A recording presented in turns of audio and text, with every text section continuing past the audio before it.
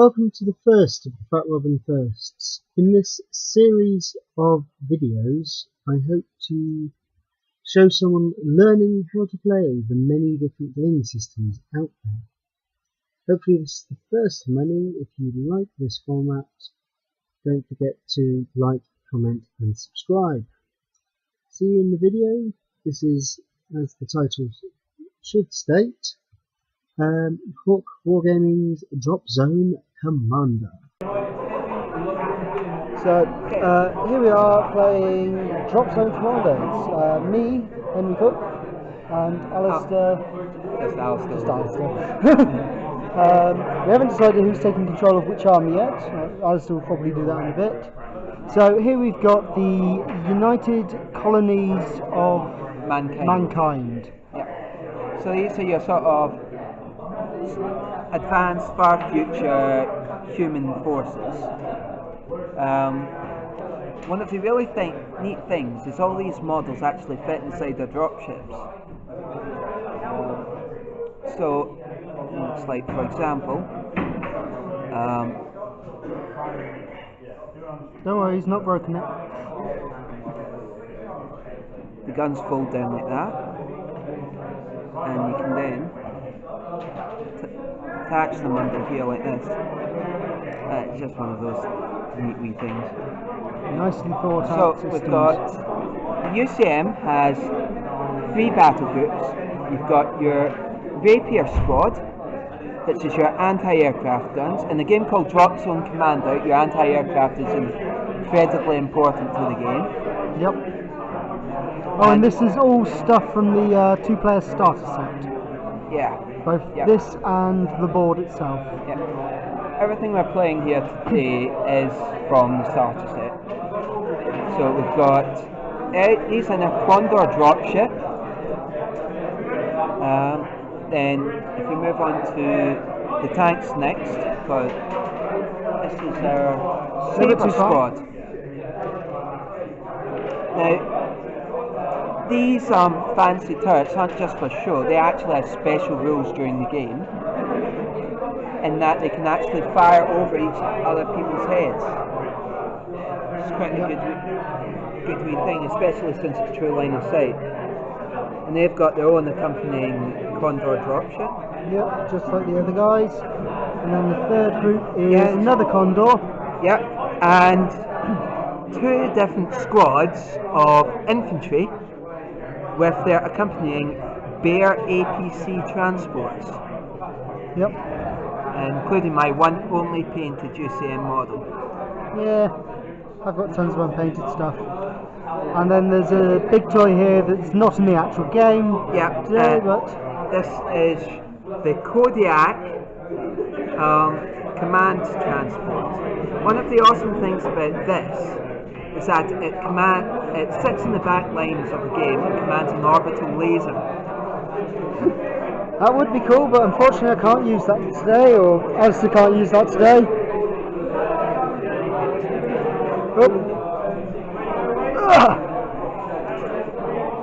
The starter set is very well balanced in that the Scourge, which are the alien bad guys, have their own pretty much equivalent. So they're set up in very much the same way. We have 2 squads, their APCs and their Marauder dropship.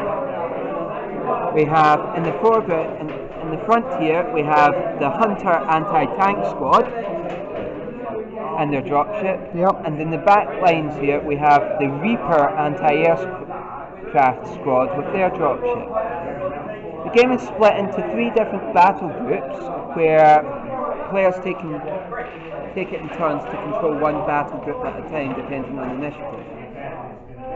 And not taking part in this battle, but a potentially rather neat model, is the Scourge Desolator command unit, who is incredibly good at destroying buildings. Yeah, that's cool. Yep. And that's just pretty much ready to go, I think. Yep, and the venue for tonight is our local gaming club. Cheltenham Warchiefs, and link to their website will be available in the description below. See you after we've deployed everything. Here we are at the end of turn 1. Alistair's taking command of his painted scourge, and all of them have advanced, flown on from the edge to the middle of the board. There is no deployment in this game, unlike I previously thought. So he's all still embarked up there, which means that that you can disembark, but I'll still be reasonably safe because you can't shoot when you disembark. I've advanced my tanks up here and my infantry, disembarking them from their respective carriers in the hope to get up towards the objective and have some clear shots on things. And over here I have moved up my anti-air, again hoping to get some shots on. Haven't got any sides at the moment, but they've got a nice arc of a fair chunk of the battlefield from this edge. See you at the end of the second turn.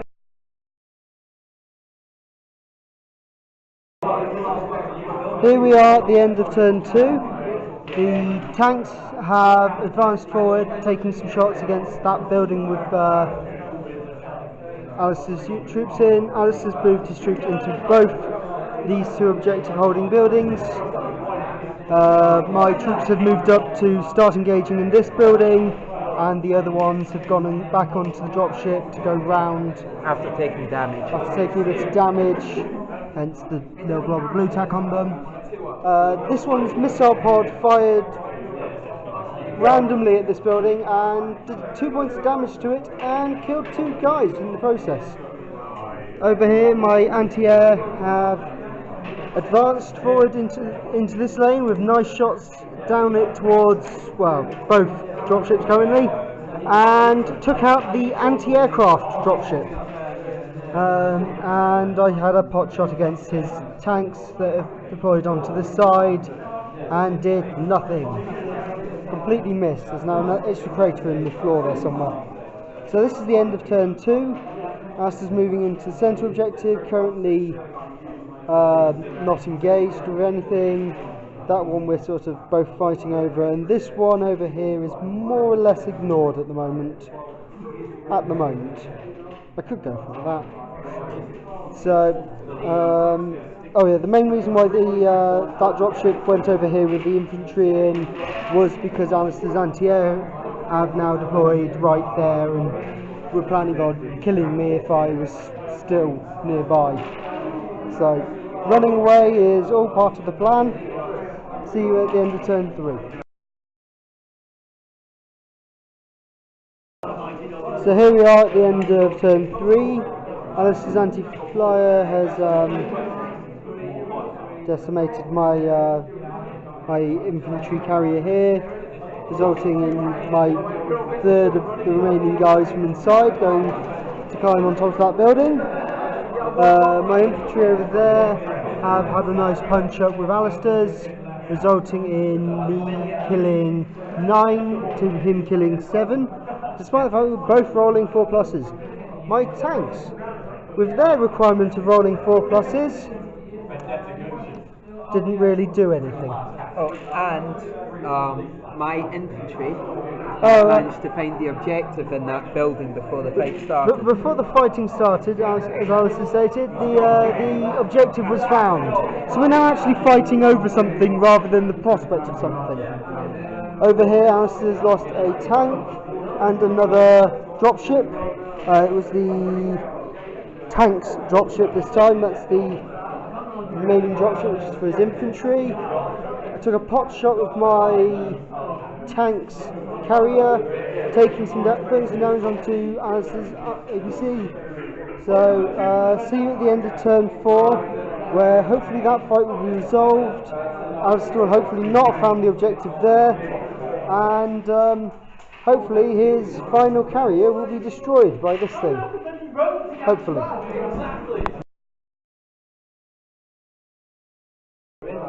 End of turn 4. My tanks continue to not hit.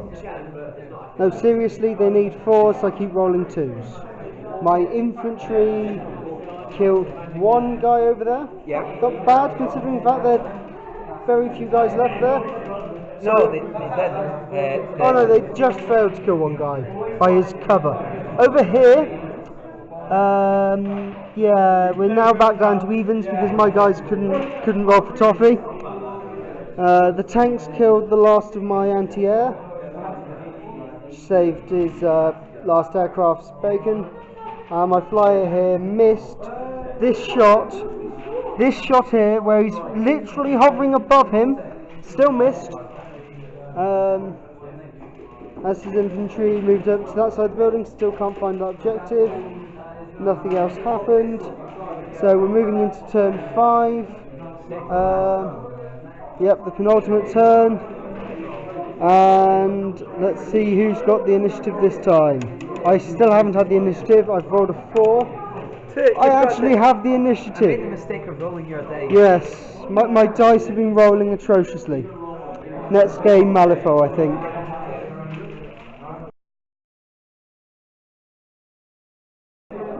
Here we are at the end of turn 5. After a series of bad rolling, my tanks have survived fire from his infantry, his carrier, and his tanks with no damage. My tanks in return have done actually hitting and killing a couple of his anti-air before they flew away by driving into point-blank range. This is what I've decided my range now is. It is now an inch. My infantry here, in some fluke, managed to wipe out the enemy infantry, rolling 3 5s to the opponent's 2 1s and a 3. This building, I killed some guys by having my dropship that was here crash into the building while being shot at. Not the best approach to killing guys. I was after the APC, but that failed too. No kamikaze for me. All in all, not much else has happened. My infantry there fired their missile at this building, which killed a guy. Something. So we go into the final turn. Who has the final priority? I rolled a 2, as per my usual rolls.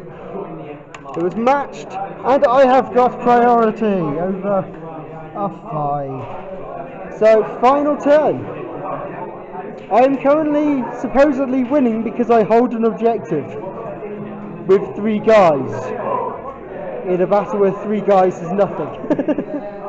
Oh well, let's see if I can hide them.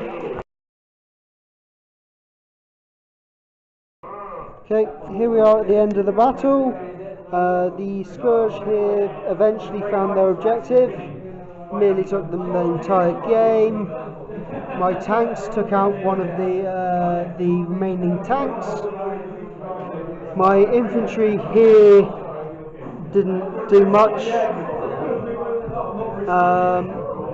All of his forces primarily focused initially on killing the squad in there by destroying the building. As you can see by the severe lack of men on top, they succeeded. And then his anti-air decided to try and get rid of the last of my infantry by shooting this building. Didn't quite succeed, but that is the end of the game. So, thank you, Alistair. The Scourge have won, humans have lost. Humans go away without replenishing their tea supplies. Very, very disappointing, but a good game. Please feel free to comment and like if you want more videos of Dropzone Commander. If you do, I will procure the required forces. So, see you again next time.